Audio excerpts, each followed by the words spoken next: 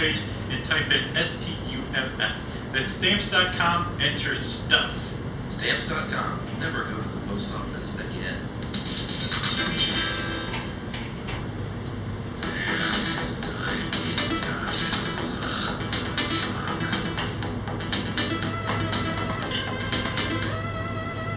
You robbed me of a Saturday Night Fever reference. I just want to go on record as saying.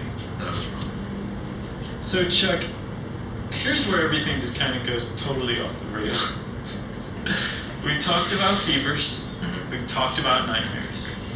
The problem is, really, understanding both doesn't necessarily amount to understanding them together. Right. So knowing what fevers are, knowing what dreams are, doesn't mean you know what fever dreams are.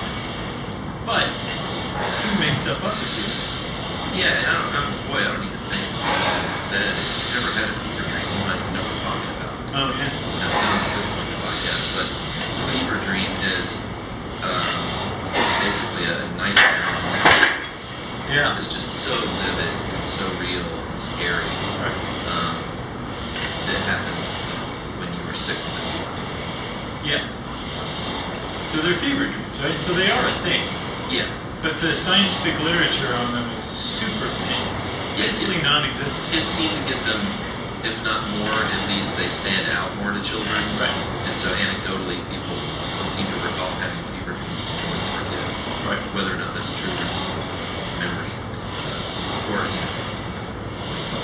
memory bias or whatever. Yeah. Because no one knows. Yeah, well, yeah. I mean, we don't really know. Because I don't remember the last time I had a fever, and if I did, whether or not I had a fever dream. I don't think I've ever had a fever dream. I did when I was a kid. I don't remember having a fever dream. Yeah, I remember being sick as a kid and having like nightmares when I was sick. So, like, they're noticeably worse than your average nightmare? Yes. Really? Mm-hmm. So would you keep waking up from them? That I don't know. See, that's a big question to me. Well, let's talk about the anecdotal theory of what is behind fever, right? Okay. So when your body's undergoing a fever, we said that your body's not functioning at its top performance. And that includes the brain. The brain itself is an extremely special organ, if you didn't know already. It's like, I think 2% of the body's mass, Yeah. but it requires 20% of the body's energy. Dumb cells, they burn, or they need about between 300 and 2,500 times more energy Right. than a regular old dumb cell. Right. And so when all these chemical processes, when all of this energy is being exploited to power cells, it produces the byproduct of heat. Yeah. So the brain is super sensitive to overheat, right? Already, just under normal stress. Yeah, it's generally taken care of by your body, like it's down. Right. Right. So if you have a fever and your brain is not operating at optimal conditions, but you're asleep, so it's trying to go through its normal processes. If you have a nightmare, it's entirely possible that that nightmare is going to be far, far worse because the normal processes have broken down. Or, it's even further possible, apparently the amygdala is frequently implicated with nightmares because it has to do with being terrified or angry or fearful. The amygdala might be functioning at an abnormal level. Yeah. And it's just basically going haywire while you have a fever. Yeah, and then the fact that most dreams occur during REM sleep, and I think that's when your body is warmest during sleep anyway, right? That's when, see, this is where it all gets kind of hinky. During REM sleep, your hypothalamus says, I'm done, I'm not working right now. So it stops regulating temperature, which is usually why your body temperature is lowest right before you wake up. Oh, I thought it was highest right before you wake up. No, it's highest in the afternoon while you're awake. It's lowest right before you wake up. I feel like I always wake up hot. I mean, you may be like sleeping with too many blankets. Your room might be a little too warm. Blankets. Huh. Or maybe it's my stupid, schedule of my AC. I mean, it could be. It might have cut off a couple hours before. So. Right, it could be, right? So fires up after. Because supposedly, when you are sleeping and you're in REM sleep, your hypothalamus is not regulating temperature during that period. Huh. So, if you are already hot, and remember, high body temperature is associated with wakefulness, Yeah. then maybe you are waking up more frequently than you normally would. And when you wake up in the middle of a dream, it's going to seem even worse than one that you had and woke up normally from. Yeah, I mean, I had a series of, not nightmares last night, but just sort of anxiety dreams. And I don't have any anxiety about anything right now. I think it was just after reading all this stuff. Oh yeah? I'm just suggestible. You had anxiety dreams? Yeah. But not about like, Nothing specific? no, usually if I have anxiety dreams, it's because something's going on in my life. I'm anxious. Yeah. It was just a research, huh? I think so. Man, you're dedicated. And there are also celebrity dreams, because, I talked about those before. No. Yeah. They're just celebrity dreams all the time. That they're just very normal. And just like friends with celebrity people. But were they anxiety ridden last night? Yes, like I was hanging out with the band Luna, Okay. Dean Wareham, All right.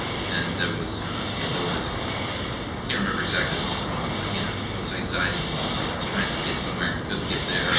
Like typical student dreams, Yeah. like Dean Hanson or something. Yeah. Have you talked to him today? I don't know him, but I think I know why they were doing this. Oh, okay. Wink, wink. I guess so. Here's another thing that was in our own article I thought was interesting, just a little tidbit, was that some recreational drugs like meth and ecstasy can raise brain temperatures. Right. That is one of the reasons they think that it kills so many brain cells. Yeah, supposedly you're not supposed to take ecstasy in warm climates. Yeah, I've heard that. Yeah. Just Norway. There you go. Only at Svalbard. What else is there anything else in here? No, man, I can't believe we stretched this one out as far as we did. Alrighty. We never have to talk about fever dreams again, Chuck. Good. If you want to know more about fever dreams, well, you might as well start at howstuffworks.com. There's nothing wrong with that. You can also just go around and look at how sparse the research is on the internet for yourself. And if you are a researcher and you know more stuff about fever dreams that you can point us to, let us know. Yeah. In the meantime, I think I said search bar somewhere in there. You know what? I think another reason the anxiety dreams is because a fair went through the season of Fargo. And The third? yeah, and the 2 episodes I watched last night, which I believe were, there were 10, I think it was 8 and 9, were both just like ratcheted up with tension. I'm sure that's what it was. And I think that probably had something to do with it. That happens to me sometimes. I'll be watching something and I won't realize how on top of me it's gotten, and then all of a sudden, like, it goes to an ad and I'm like really uptight about like this scratch and dent washing machine sale that's going on somewhere, and I don't understand why. And I'm like, Right. oh wow, that TV show really got to me. Yeah, I think part of it. I think you may have nailed it. Alright, I'm gonna call this one Garden Variety Fan. Dig in. Hey guys, that's all this is. You guys are doing a great job. Always have. It's clear that with every episode you take great moments, provide the most accurate information you can in the most thoughtful way possible. How ironic that you would read this on TV. This never been more evident to me than in the episodes you did on puberty. I know it's been a little while since this came out, but just listen to them. It was touching to see how frequently you tried to reassure young listeners what they're experiencing was normal and that there was nothing wrong about what was happening. To hear 2 grown men do their best to talk to young boys and girls about such sensitive material was a pleasure. Yes, at times I could practically feel you nervously twitching while trying to discuss menstruation in an informative yet reassuring way, but it was absolutely charming. Just reaffirm what we've always known, that you 2 are just a pair of great dudes. Aw, That's nice. yeah, I like this guy. I've only been listening for a few years, but I'm a lifetime fan now. If you're keeping count, I'd like to put in a vote for DC for live shows. Josh, EDGE is Edge. and then add 2 L's. Edgel? Edgel, sure, yeah. Josh Edgel or Edgel I like Edgel. or Edgel Edgel. or Edgel. I think Edgel. Edgel sounds like a kid next door. Josh Edgel. It's Josh, and Josh, you know what? We usually come to DC once a year. I don't think we're coming this year though. No, we probably will be there early-ish 2018. Yeah, DC's always great to us, so Yeah. we'll definitely be back. Yeah. Soonish. Yeah, and you can always fly somewhere in the continental United States or Canada, Josh. Take that Acela Express up to Brooklyn. Exactly. It's a pleasure train. There you go. There's rectal thermometers everywhere. If you want to see us on tour, go to sysklive.com for tickets. SYSK Podcast. You can join Chuck on Facebook.com/CharlesW.Chuck or /StuffToKnow. You can send us both and Jared an email to stuffpodcast@howstuffworks.com. And as always, join us at our home on the web, stuffyoushouldknow.com. For more on this and thousands of other topics, visit howstuffworks.com.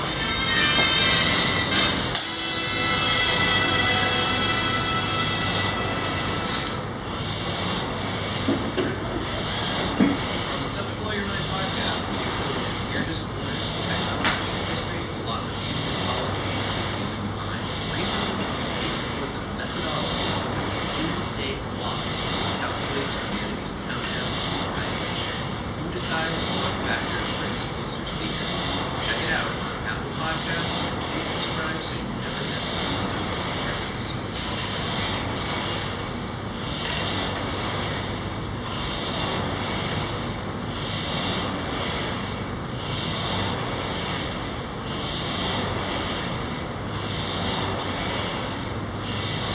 Support for today's show comes from our friends at Rocket Mortgage by Quicken Loans.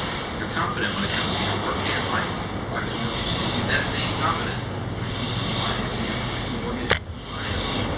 Lets you understand all the details. You can be confident that you're getting the right mortgage for you. Go to rocketmortgage.com/stuff. Hey everybody, it's me, Josh, for this week's SYSK. I chose our episode, Why Can't We Find a Way to Earth, which first aired in December 2010. Recently, a photo's been making the rounds that used to show the navigator was presented after they disappeared. Surprisingly disappeared so the Japanese captured them. So I thought it was a good reason and a good time to make this episode.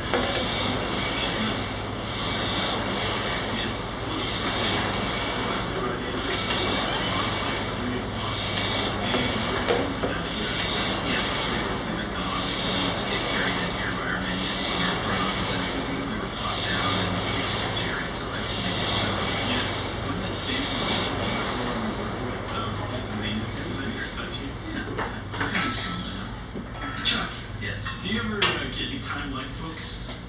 no, I've never gotten them, but I used to love those when I was a kid, the commercials, Yeah, there's some cool ones. the Old West ones. I Especially. I like the ones that were just kind of like out there, like what the heck is going on? Like I first heard of trepanation next to Time Life Oh, book. really? Ancient brain surgery. From the What the Heck is Going On series? Yes, exactly. Very underrated. There's one, the Wild West ones, huh? Oh yeah, they once killed a man just for snoring too loud. Huh. Had a big impact on me. Yeah. So I don't snore. My dad, my dad liked the World War II ones. Yeah. But he liked the I could see that too for a while. Now he's kind of out of it. Really? Yeah. He's like, yeah. Kind of. Well, there is a book. It's still in print as far as I can tell. It's called it's Life, not Time Life, Mhm. because I think Time went on with Warner and AOL. Oh, okay. Which, by the way, someone at Time Life, or Time Warner, said that their acquisition of AOL was one of the worst mistakes in the history of business recently. Well, that's not nice. No. But there is a life book called The Greatest Mysteries of All Time. And it's like a top 50. And it's things like was Anastasia alive? Princess Anastasia, she's the Bolshevik Revolution.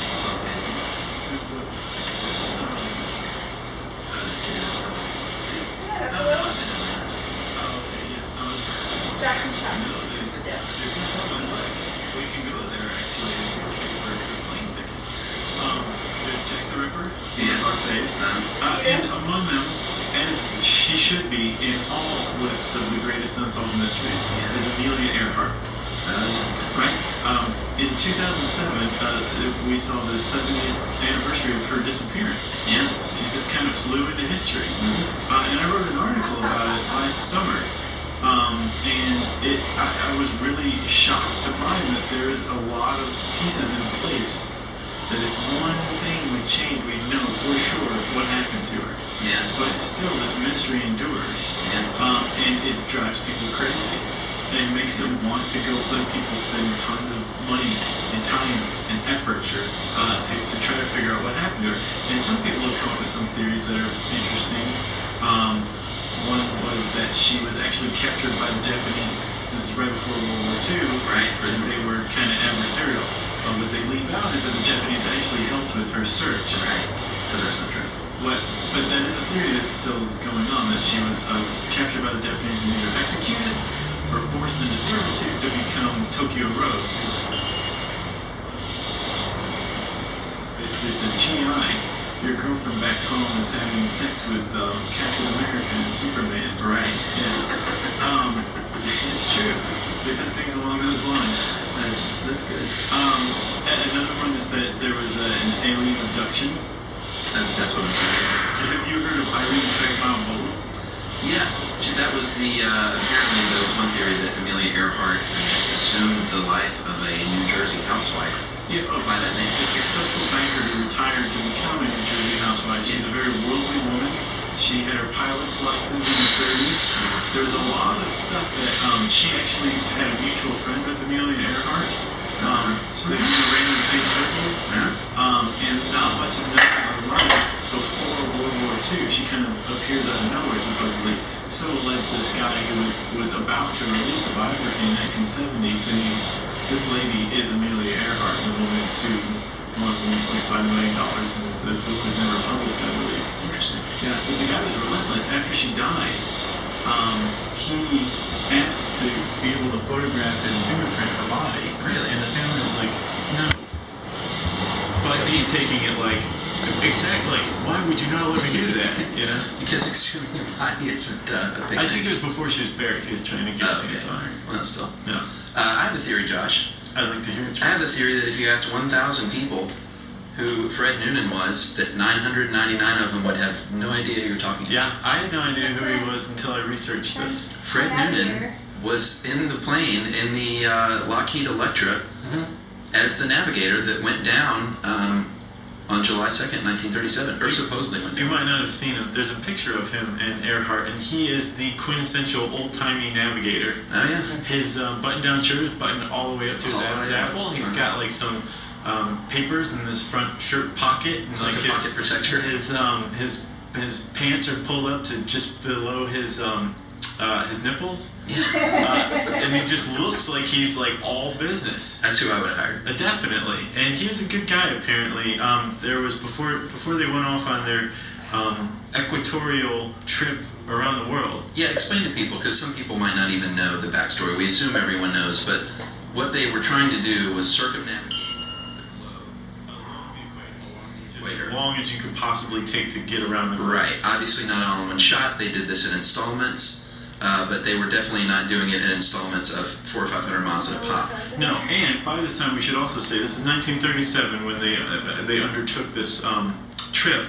But by this time, Amelia Earhart was already like this worldwide, internationally famous figure. Sure. She was a well-known pacifist, which is pretty cool. She was a women's rights advocate. Very cool. Like women can do anything that guys can do, kind of thing. Right.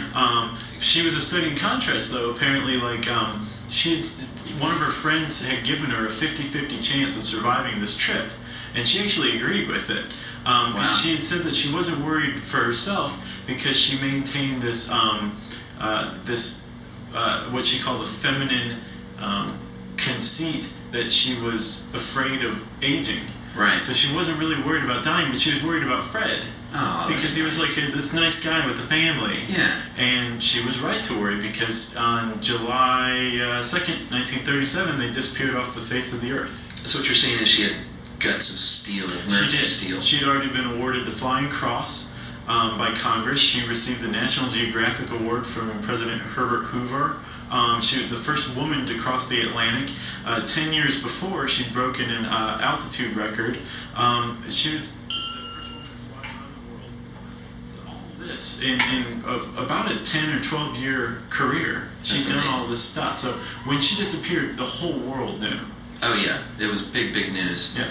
And we'll talk about where she disappeared broadly because they still don't know for sure, which is one of the problems.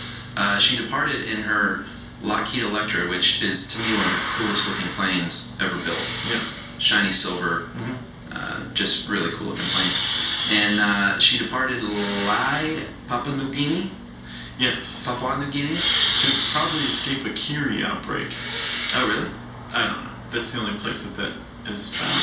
Well, they departed Lai to go for one of the longest stretches of this flight, and they were setting out for Howland Island, which is about 2,500 miles away from where they were going. Right, so consider this, Chuck. They'd already flown most of the way around the world. Yeah, they were They'd about had 7,000 miles short. Yeah, and then this was the longest stretch. Yeah.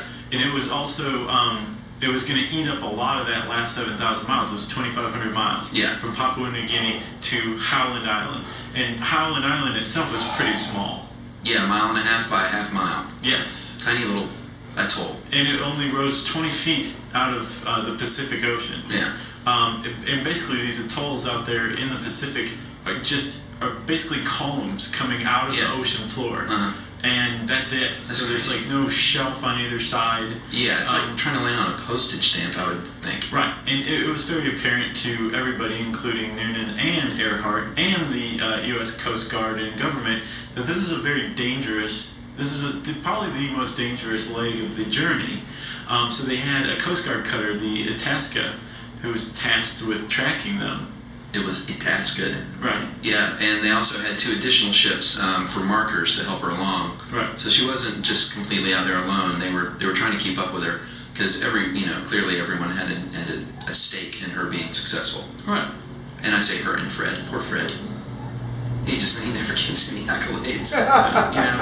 No one even knows who he Poor is. No one knows who he is. So Fred was trying to use celestial navigation, but it was really overcast, so he couldn't do that. They fell out of radio contact, and at dawn, the Itasca picked up a transmission where she said that Noonan kind of figured that they should be just over where they were.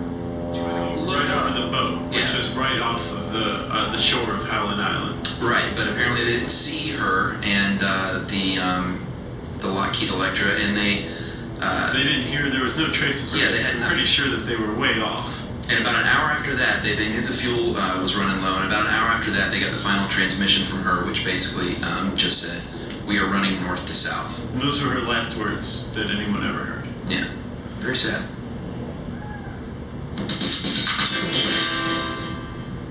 You know, my friend, I don't shave any longer because my face is a big mess of hair. But back when I did, I loved me some Dollar Shave Club. Yeah, man, that's because Dollar Shave Club is the smarter choice. You get a great shave at a great price, and Chuck, as you know, it's conveniently delivered right to your door.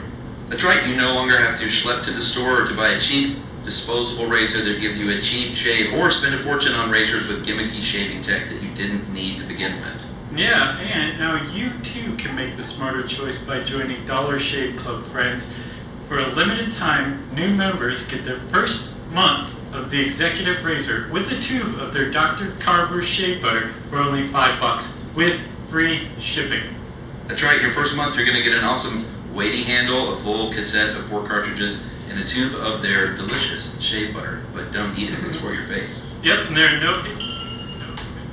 Can you use all of the ginger? You can only get this offer exclusively at dollarshaveclub.com/stuff. It's dollarshaveclub.com/stuff.